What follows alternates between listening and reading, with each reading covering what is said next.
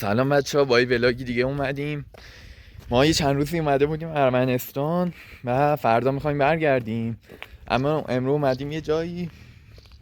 میبینید اینجا رو تو ارمنستان، اینجا انگار قبلا جای نیروگاه هسته‌ایشون بوده یه جورایی. بعد الان ولی دیگه هیچیش کار نمیکنه و اینجوریه. الان وسط تابستون شهرش گرم بود، ولی اینجا ببینید کوه ایناست، خیلی بالای کوه بود، اصلا نمیشد پیداش کرد.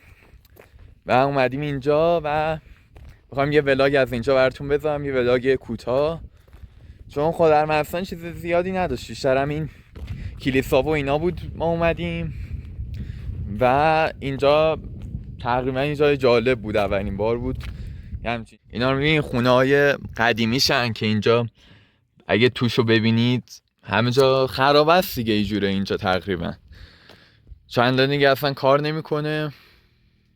اگه میخواید میتونم برم بالا. این یاد پابجی و کالاف میفتیم. این هم اینجا شکسته پنجرش، این توشه دیگه، یه صدایی هم داره میاد و آره دیگه، خلاصه اینم توشه. همه چی یه حالت خرابه داره دیگه، خیلی وقتشون کسی نیست اینجا و میبینید دیگه دور برم همه جا مهه.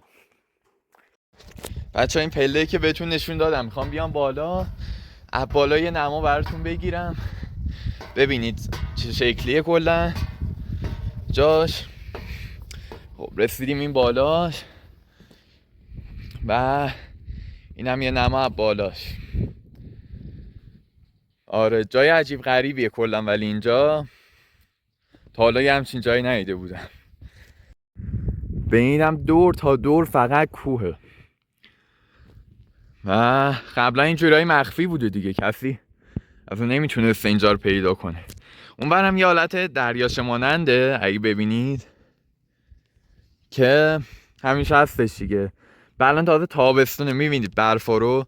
زمستون اینجا گفتن تا 2 متر حتی برف میاد واقعا و کلا هوا یخ میزنه و اینا و کلا خیلی هوا سرد میشه اینجا.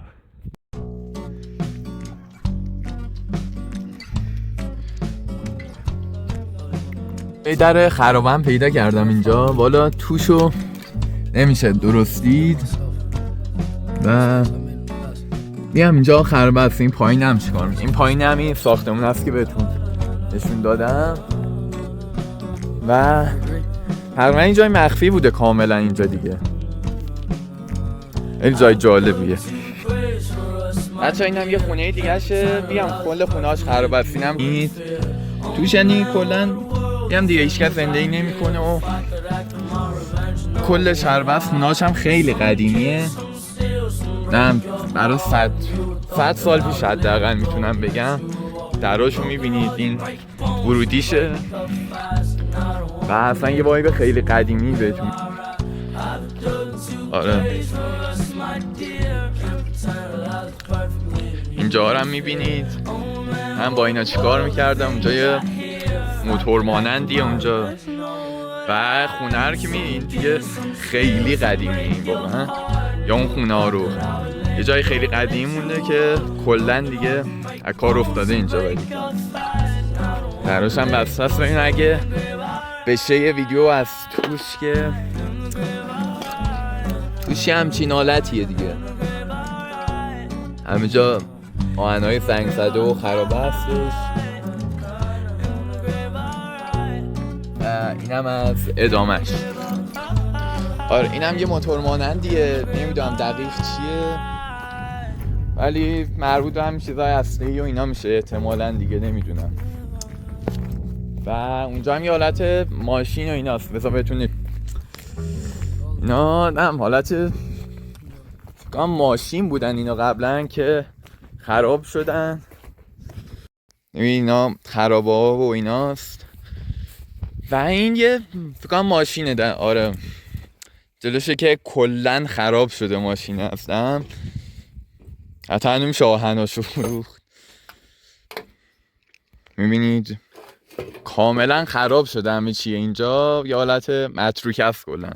اونجا هم یه دریاچه دیگه. دریاچه اینجا یه چند تا دریاچه بود اینجا، دریاچه‌های کوچیک. و جالبه اینجا دفعه کوهی همچین جایی باشه، عجیب بود واسمون.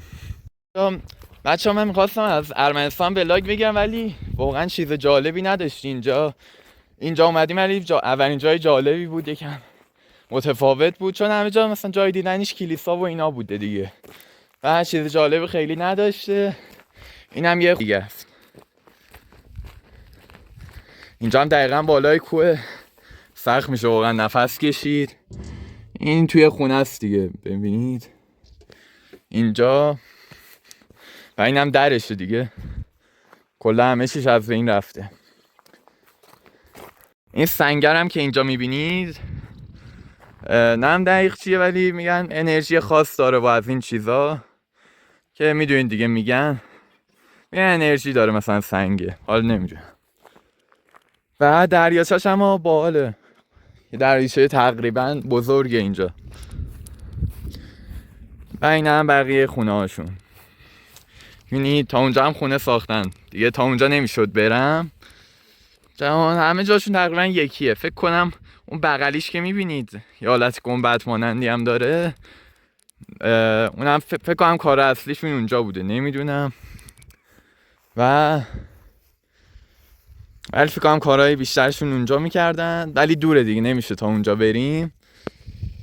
و اینم از دریاچه‌اش که میبینید و جای جالبی بود کلا بچه. اون بچه اینم از این ولاگ، امیدوارم که خوشتون اومده باشه از این ولاگ و براتون باز ویدیو میذارم توی یوتیوب، سعی میکنم سریعتر ویدیو بذارم، ویدیوهای جالب. و بهم بگید که این ویدیو رو دوست داشتید یا نه، بازم از این مدل ویدیو براتون بذارم، ولاگ و اینا اگه جایی اومدیم. و تا یه ویدیوی دیگه، خداحافظ.